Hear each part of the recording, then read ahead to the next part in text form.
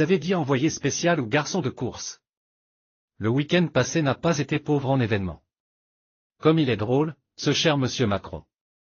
Dans une touchante sincérité, il a proposé le job d'envoyé spécial de leur machin, Paris Pacte for Peace and Climat, 4P, à notre bien-aimé président qui fera ses adieux au pouvoir en avril prochain sans rejoindre l'armée de chômeurs de son charmant pays.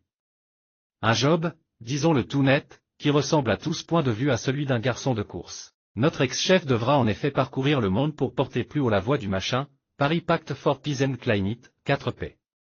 Il ne mourra pas pauvre et ne va non plus s'ennuyer.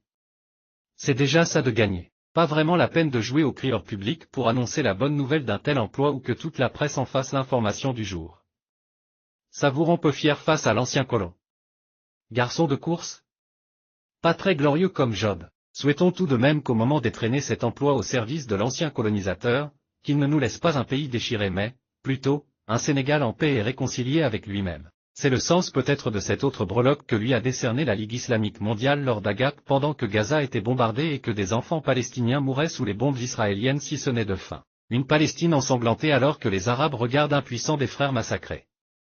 On remarquera que, jusqu'à présent, le chef, dont le pays président pourtant depuis 1975 le Comité des Nations Unies pour l'exercice des droits inaliénables du peuple palestinien, n'a pas condamné les massacres d'Israéliens en Palestine.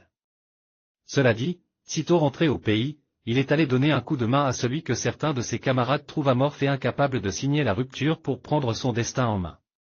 S'il n'est pas materné par Mariem, c'est le chef qui lui prend la main. Il aura fort à faire quand on lui lâchera les pinces. Plutôt que de se consacrer aux urgences qui sont nombreuses comme l'émigration clandestine qui décime la jeunesse, les prix qui prennent l'ascenseur, ils sont dans une campagne électorale sous couvert de tournée économique. Ils croient pouvoir insulter l'intelligence de leurs compatriotes, qui les attendent au tournant du 25 février prochain. Il faut bien avoir le courage de leur dire, au chef et à son candidat, que ce qu'ils n'ont pas pu faire en 12 ans dans les régions qu'ils parcourent actuellement, ce n'est pas en 3 mois qu'ils le feront.